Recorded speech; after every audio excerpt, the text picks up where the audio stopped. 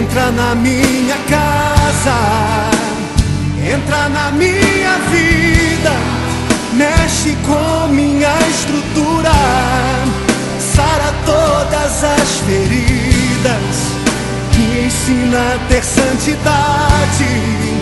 Quero amar somente a Ti, porque o Senhor é o meu bem maior. Faz um milagre em mim.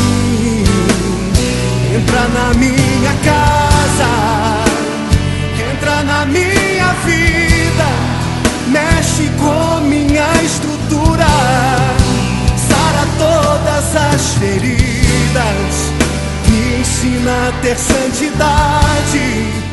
Bom dia, queridos. Que Deus abençoe o seu dia. Que esse dia seja um dia repleto de bênçãos na sua vida, na vida da sua família. Feche os seus olhos.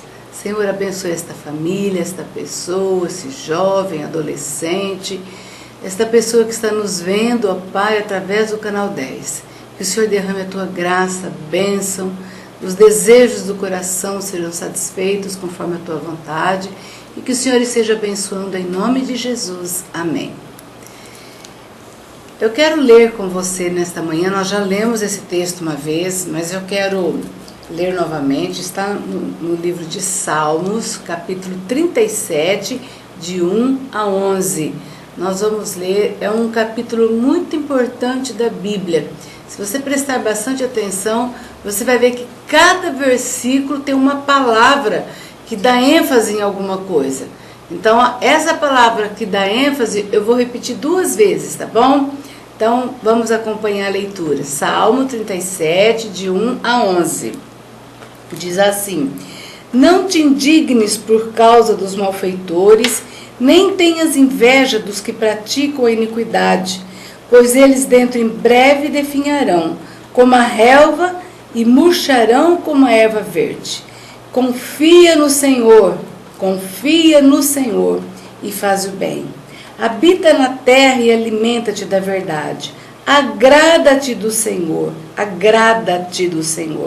e Ele satisfará os desejos do teu coração. Entrega o teu caminho, entrega ao Senhor, confia nele, e o mais Ele fará.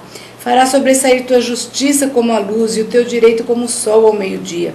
Descansa no Senhor e espera nele. Descansa no Senhor e espera nele. Não te irrites por causa do homem que prospera em seu caminho, por causa do que leva a cabo seus maus desígnios. Deixa a ira, abandona o furor, não te impacientes, certamente isto acabará mal, porque os malfeitores serão exterminados, mas os que esperam no Senhor possuirão a terra. Mais um pouco de tempo e já não existirá o ímpio. Procurarás o seu lugar e não o acharás, mas os mansos herdarão a terra e se deleitarão na abundância de paz. Eu escolhi esse texto neste dia para falar com vocês a respeito de traumas e complexos. Talvez você pense que esses 2 problemas emocionais, traumas e complexos, não são tão presencial na nossa vida hoje, na vida das pessoas.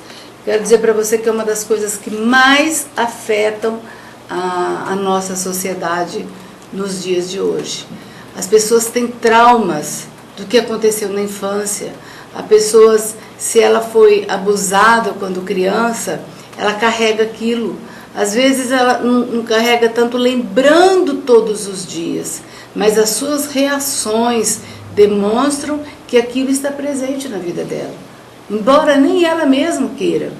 Os complexos de inferioridade, complexos de que nada vai dar certo, isso também é algo que acaba com a juventude, com o adolescente, com as crianças, até com as crianças. Quantas crianças pedem para o pai deixar o carro um pouco antes da escola para que os amiguinhos não vejam o tipo de carro que tem, porque é um carro mais velho.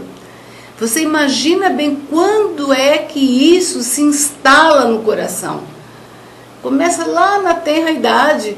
A partir dos 6, 7, 8 anos que eles já começam a entender alguma coisa, eles já começam a falar, eu não uso essa roupa porque a roupa da minha amiguinha é de marca, a minha não. Já começam os complexos. E se nós não começarmos a lidar com eles, ajudando os nossos filhos, eles vão se instalando e vão aumentando. E dali para frente, tudo é motivo de complexo. O trauma já é algo que foi feito com a pessoa, ou a pessoa ficou órfã quando era criança e não superou isso, ou foi molestada quando criança e também não superou, foi maltratada pelo padrasto ou madrasta, ou até por pai e mãe, foram maltratados, e isso também foi criando um ódio, uma raiva dentro do seu coração, que virou um trauma, um problema emocional, e ela deixou de ser alegre. É uma pessoa amarga, é uma pessoa que qualquer coisa ela já dá uma resposta bem para poder magoar os outros também. Ou se fecham, são pessoas completamente fechadas, que você fala bom dia, boa tarde, não quer dizer que porque ela faça isso ela tenha traumas, mas é um dos sintomas. Então, queridos, o que eu quero dizer para você vai me perguntar assim, qual é a cura para isso? O que eu tenho que fazer para curar esses complexos, para curar esses traumas que eu sei que eu tenho, mas eu não consigo me libertar, não sai da minha cabeça, porque a pessoa que carrega isso, ela não é feliz. Então eu quero dizer para você que só existe uma maneira. Você pode fazer tratamento com um analista, você pode fazer com um psicólogo, você pode fazer o tratamento que for, mas só existe uma coisa que vai te libertar, que vai deixar você completamente curado. É o perdão. Perdão. Perdoar quem te fez mal, por pior que seja. Aí você diz assim, bom, você está falando isso, mas, por exemplo, o meu filho foi assassinado. E eu tenho que perdoar o assassino? Tem que perdoar. Eu sei que é difícil para você entender o que eu estou falando, mas eu quero dizer para você que o que eu estou te falando está na Bíblia. E o que está na Bíblia, eu creio. Nada que está na Bíblia, existe alguma pontinha de descrédito da minha parte. E tudo que está aqui tem se cumprido dia a dia. E Deus nos ensina como lidarmos com os nossos problemas do dia a dia. E às vezes você fala assim, mas essa pessoa até já morreu. Não tem importância, perdoe a si mesmo. Perdoe a si mesmo. Falou, fulano, você está perdoado. Você está fora da minha vida, está perdoado. Toma uma posição de perdão. Os traumas, mesma coisa. Os complexos, mesma coisa. Tome uma posição de perdão. Eu me lembro quando eu era criança, eu não sei se eu já disse aqui para vocês, mas se eu não disse, estou dizendo agora ou repetindo, eu tive uma infância muito pobre. Infância, adolescência muito pobre. E com 9 anos de idade, eu comecei a trabalhar. Eu comecei a trabalhar como babá. Depois fui crescendo, além de ser babá, já ajudava na limpeza da casa. Até que com 12 anos, é o meu primeiro registro em carteira profissional. Eu comecei a trabalhar em fábrica de tecido. Mas sempre trabalhei. Desde os meus 9 anos, porque os meus pais não tinham condições de nos manter. Aí você imagina, isso trouxe alguns traumas para mim. Trouxe alguns complexos, porque eu quase não tinha nem roupa para vestir para ir trabalhar. E quantas vezes, às vezes até a própria criança, que já tinha 3, 4 anos, que eu ia para olhar, falava para mim, você está com essa roupa de novo?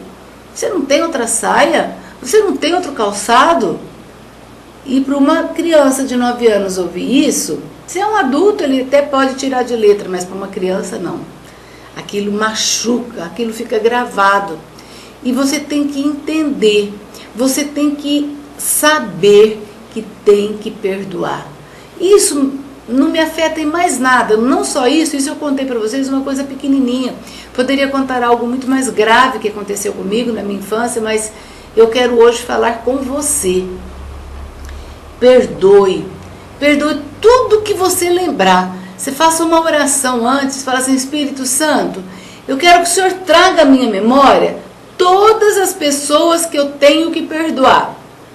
E você vai se surpreender. De repente vai vir uma pessoa, depois outra, uma situação que você vai lembrar, outra situação, e vai perdoando, vai perdoando. Aí você diz para mim: mas eu não sinto no coração que eu tenho que perder. Querido, a Bíblia não diz que você tem que sentir. A Bíblia diz que você tem que perdoar. Ela não dá escolha para nós. Você sabe por quê que a palavra de Deus não nos dá escolha sobre o perdão? Porque Deus sabe que a falta de perdão traz doenças, doenças terríveis. Foi feito nos Estados Unidos uma pesquisa de muito tempo com 2 grupos. Cada grupo foi tratado sobre a área do perdão. Os 2 grupos estavam mais ou menos bem de saúde, vamos dizer assim.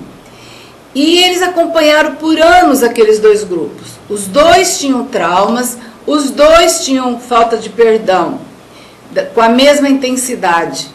E aí eles começaram a tratar a área de perdão com aqueles 2 grupos. E foram separando aqueles que perdoavam e aqueles que não perdoavam. Aqueles que não perdoaram, a maior parte deles tiveram câncer. E aqueles que perdoaram ficaram saudáveis. Você está vendo por que para Deus é importante você perdoar? Deus não fala assim, se não for tão grave você perdoa. Ele diz, é para perdoar. Você não tem outra opção, porque Deus sabe que é o melhor para você. A falta de perdão faz com que você durma com o seu inimigo todas as noites. A falta de perdão faz com que aquilo vai se alojando mais e mais no seu coração. O perdão não é sentimento, o perdão é posição. Eu tomo a posição de perdoar. E é isso que está dizendo para nós. Tudo que você, às vezes você culpa alguém de alguma coisa que não foi bem daquele jeito que a pessoa quis fazer, mas isso agora nem vem ao caso. O importante é você perdoar, para você não desenvolver doenças, para você ficar liberto de tudo, de todas as tristezas e para você realmente ser livre. Então é necessário. Eu quero deixar essa mensagem com você nesta manhã, porque a falta de perdão traz inveja, a falta de perdão traz olho gordo, a falta de perdão traz a dor de cotovelo, né?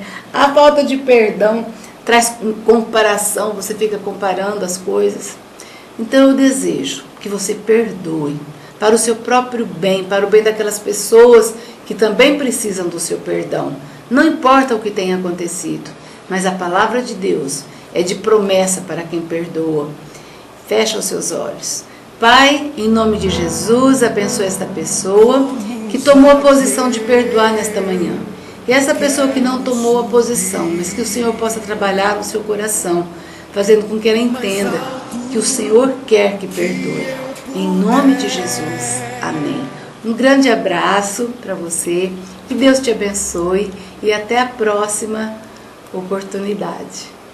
Entra na minha casa, entra na minha vida, mexe com minha estrutura, sara todas as feridas, me ensina a ter santidade.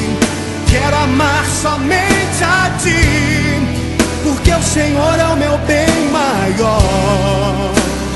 Faz um milagre em mim. Entra na minha casa, entra na minha vida, mexe com minha estrutura, sara todas as feridas, me ensina a ter santidade.